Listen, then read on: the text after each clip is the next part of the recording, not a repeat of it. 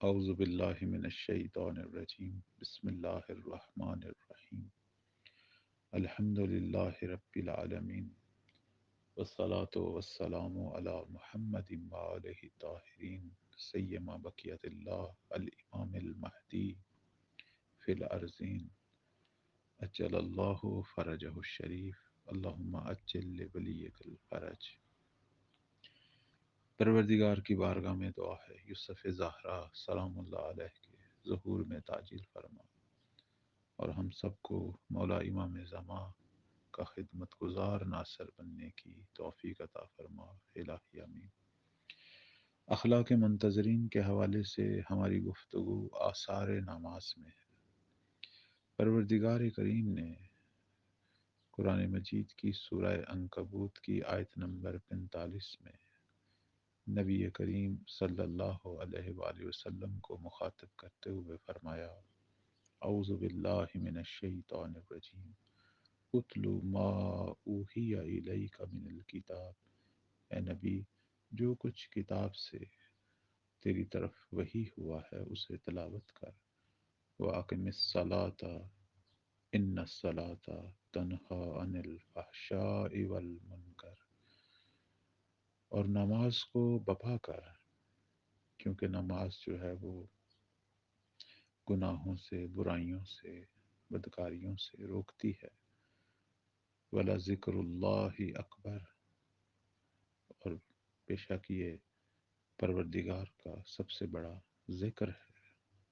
واللہ یعلم ما تصنعون، آپ جو کچھ بھی انجام دیتے ہو اللہ اسے جانتا ہے۔ نماز پر قرآن مجید میں اور بھی بہت ساری آیات ہیں۔ نماز کے بارے میں بہت ساری احادیث اور روایات ہیں۔ یہ آیہ مجیدہ جو ہے وہ بتا رہی ہے کہ نماز انسانوں کو گناہوں سے، بدکاریوں سے روکتی ہے۔ کسی شخص کے بارے میں نبی اکرم صلی اللہ علیہ وآلہ وسلم کو بتایا گیا کہ یہ وہ جوان ہے کہ جو نماز بھی پڑھتا ہے اور گناہ بھی کرتا ہے۔ تو نبی اکرم صلی اللہ علیہ وآلہ وسلم نے فرمایا کہ اس کی نماز ایک دن اسے گناہوں سے روک دے گی، اور پھر کچھ عرصہ ہی گزرا تھا، لوگوں نے دیکھا کہ اس جوان نے توبہ کر لی۔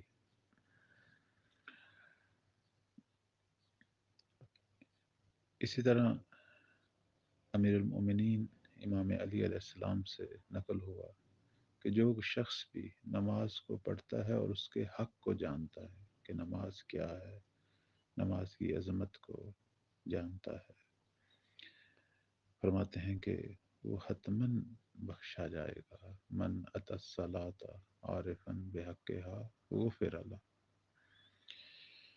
اسی طرح فرماتے ہیں امیر المومنین کہ نماز گناہوں کو اس طرح بخشتی ہے، اس طرح گناہ ہمارے وجود سے صاف کرتی ہے، جس طرح درختوں سے جو ہے وہ پتے جو ہیں وہ گرتے ہیں، یا جس طرح غلام جو ہیں وہ آزاد ہوتے ہیں، اس طرح انسان گناہوں سے آزاد ہوتا ہے، اس طرح انسان سے گناہ جو ہے وہ جھٹتے ہیں۔ اسی طرح فرمایا کہ یومیہ جو نمازیں ہیں یہ انسان کہ جو دو نمازوں کے درمیان گناہ ہوتے ہیں، یہ یومیہ نمازیں ان کا ایک قسم کا کفارہ ہے۔ فرماتے ہیں کہ الصلوات الخمس کفارۃ لما بینہن مجتنب الکبائر وہی التی قال اللہ ان الحسنات یذہبن السیئات ذالک ذکری للذاکرین۔ فرماتے ہیں کہ اگر گناہ کبیرہ نہیں کیا، گناہان صغیرہ ہیں، تو یہ جو یومیہ ہم نمازیں پڑھتے ہیں، یعنی دن میں جو 5 نمازیں پڑھتے ہیں، تو ہر 2 نماز کے درمیان جو گناہ ہوتے ہیں وہ بعد والی نماز کی وجہ سے بخشے جاتے ہیں۔ ہاں گناہ کبیرہ نہ ہو، اگر گناہ کبیرہ ہے تو اس کے لیے توبہ کی جائے۔ اور فرماتے ہیں کہ یہ وہی تو پروردگار کی کلام ہے کہ اللہ فرما رہا ہے کہ نیکیاں جو ہیں وہ بدیوں کو ختم کر دیتی ہیں، اور اس میں وہ لوگ جو عبرت لینا چاہتے ہیں ان کے لیے عبرت ہے۔ امام باقر علیہ السلام کا فرمان ہے کہ سب سے پہلی چیز روز محشر جو انسان سے جس کا حساب لیا جائے گا وہ اس کی نماز ہے۔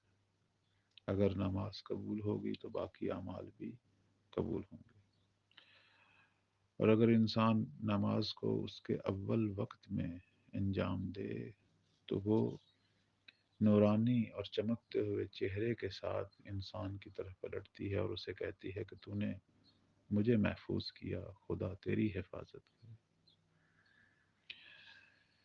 اسی طرح امام صادق علیہ السلام فرماتے ہیں کہ جان لیں کہ نماز جو ہے وہ خدا کی زمین میں پناہ گاہ ہے، اور اگر کوئی شخص یہ جاننا چاہتا ہے کہ اس نے اپنی نماز سے کتنا فائدہ اٹھایا ہے تو وہ یہ دیکھے کہ نماز نے اسے کتنا گناہوں اور بدیوں سے محفوظ رکھا ہے۔ جتنا نماز کسی انسان کو گناہوں اور بدیوں سے محفوظ رکھتی ہے اس نے اتنا ہی اس سے فائدہ اٹھایا۔ یعنی ہمارے اگر گناہ کم ہو رہے ہیں تو گویا نماز ہمیں فائدہ دے رہی ہے، لیکن اگر گناہ بڑھ رہے ہیں تو اس کا مطلب ہے کہ یہ نماز ہمیں فائدہ نہیں دے رہی، یعنی پھر اس کا مطلب یہ ہوا کہ ہم حقیقی معنوں میں نماز کو انجام نہیں دے رہے۔ نماز کو اس کی شرائط، اس کے آداب کے ساتھ جس طرح فقہی مسائل میں بیان کیا گیا ہے اس طرح انجام دینا چاہیے۔ اگر اس کی ایک شرط کا بھی لحاظ نہ رکھا جائے، مثلا فرض کریں لباس پاک نہیں ہے، یا لباس سے خمس و زکوٰۃ ادا نہیں ہوا، یا جس پانی سے وضو کیا ہے وہ پانی پاک نہیں ہے، یا نماز ایک ایسی جگہ پہ پڑھ رہے ہیں جو جگہ غصبی ہے، بالاخر نماز کی جو شرائط فقہ کے اندر لکھی گئی ہیں اگر ہم اس کو توجہ نہ رکھیں اور نماز صحیح معنی میں نہ پڑھیں تو پھر یہ نماز ہمیں فائدہ نہیں دے گی۔ نماز اس وقت فائدہ دے گی جب وہ اپنے تمام فقہی مسائل کے ساتھ انجام دی جائے۔ اس لیے تو کہا گیا ہے کہ فقہی مسائل کو حاصل کرنا، اس کی تعلیم حاصل کرنا واجب ہے، اور ایک منتظر کی نشانی یہ ہے کہ وہ حلال و حرام کو جانتا ہے، وہ فقہی مسائل کو جانتا ہے۔ نماز کو اس کے تمام شرائط اور آداب کے ساتھ بجا لائیں گے تو نماز ہمیں فائدہ دے گی، گناہوں سے روکے گی۔ بہت سارے لوگ یہ سوال کرتے ہیں کہ ہم نماز پڑھتے ہیں لیکن گناہ کرتے ہیں، اور ادھر قرآن یہ کہتا ہے کہ نماز گناہوں سے روکتی ہے، احادیث یہ کہتی ہیں نماز گناہوں سے روکتی ہے، تو قرآن جھوٹ نہیں بول رہا اور احادیث معاذ اللہ جھوٹ نہیں بول رہی، کلام خدا، کلام محمد والے محمد حق ہے۔ یہ ہم ہیں جو ایک جگہ پہ غلطی کر رہے ہیں۔ کس جگہ پہ نماز پڑھ رہے ہیں، وہ جگہ پاک ہے، وہ جگہ غصبی تو نہیں ہے، کس لباس کے ساتھ پڑھ رہے ہیں، وہ لباس پاک ہے، اس لباس وہ غصبی تو نہیں ہے، یعنی ایسے مال سے حاصل تو نہیں کیا گیا کہ جس مال میں حرام مال ملا ہوا تھا، یا کسی کا حق کھایا گیا ہے، کسی کو جھوٹ بول کر وہ مال کمایا گیا ہے، یا اس مال سے زکوٰۃ اور خمس ادا نہیں ہوا۔ یہ ساری چیزوں کی طرف توجہ کرنی چاہیے۔ کس پانی سے وضو کیا ہے، کہاں کیا ہے۔ نماز کو انسان اس کی شرائط کے ساتھ پڑھے تو پھر اس کے آثار بھی دیکھے، پھر اس کی برکات دیکھے۔ اس کی سب سے پہلی برکت یہ ہے کہ انسان کے اندر برائیوں سے نفرت پیدا کرتی ہے۔ جیسے میں نے شروع میں وہ جو روایت آپ کی خدمت میں بیان کی کہ ایک جوان کے بارے میں جب رسول اللہ سے شکایت کی گئی کہ یہ ایک ایسا جوان ہے جو نماز بھی پڑھتا ہے اور گناہ بھی کرتا ہے، تو رسول اللہ جانتے تھے کہ یہ نماز کو اس کی شرائط کے ساتھ پڑھ رہا ہے اور یہی نماز اسے توبہ کی طرف لے آئے گی، اور کچھ دیر نہیں گزری اس جوان نے توبہ کر لی اور گناہوں سے مکمل پاک ہو گئے۔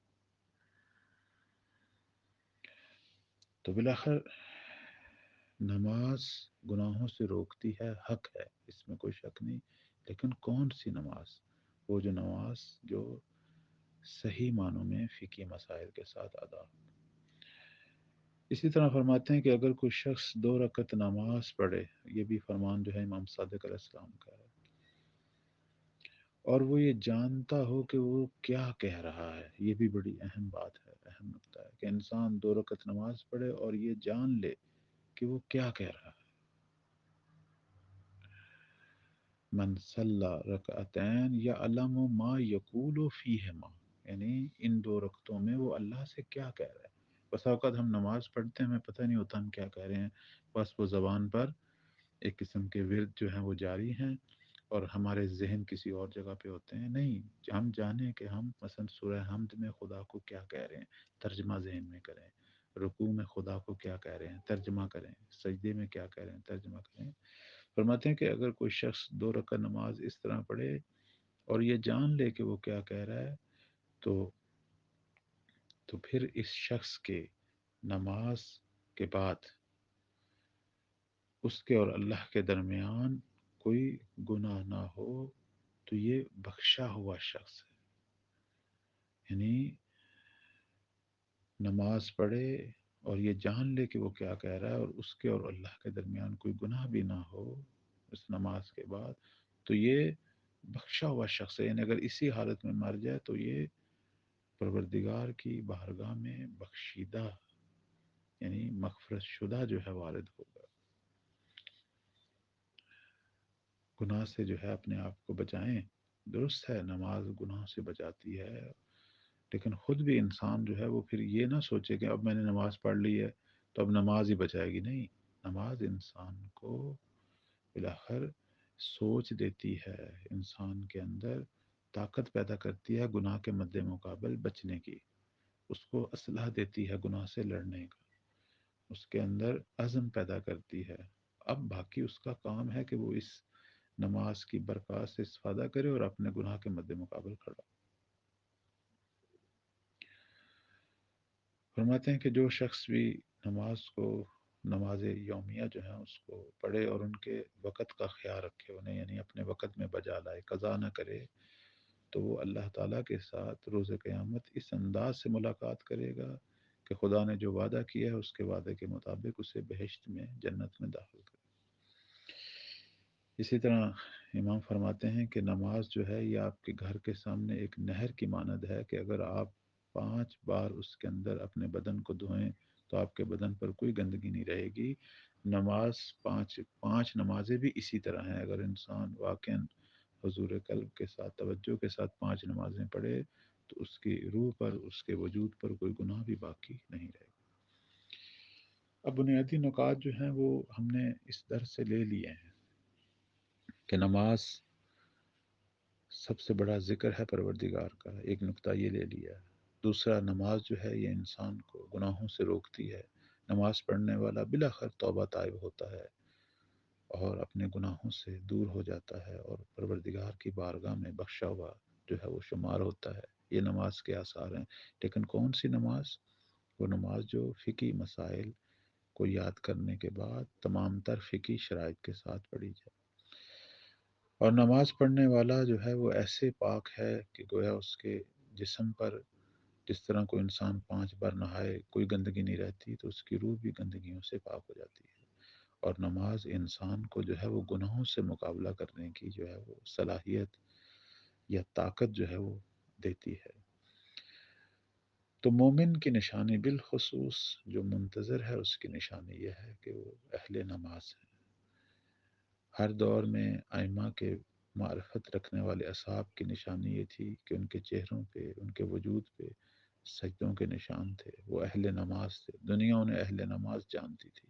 آج بھی امام زمانہ کے ماننے والوں کی نشانی یہ ہے کہ وہ اہل نماز ہیں اور نماز کو اول وقت میں ادا کرتے ہیں اور کبھی بھی نماز کو قضا ہونے نہیں دیتے، اور 5 وقت کی نمازوں کے پابند ہیں اور نمازوں کو ان کی شرائط اور آداب کے ساتھ جو ہیں وہ انجام دیتے ہیں. تو امام زمانہ کا ماننے والا پکا نمازی ہے اور گناہوں سے بچتا ہے، اور اگر کوئی گناہ ہو جاتا ہے تو فوراً توبہ طائب ہو جاتا ہے اسی نماز کی برکت سے.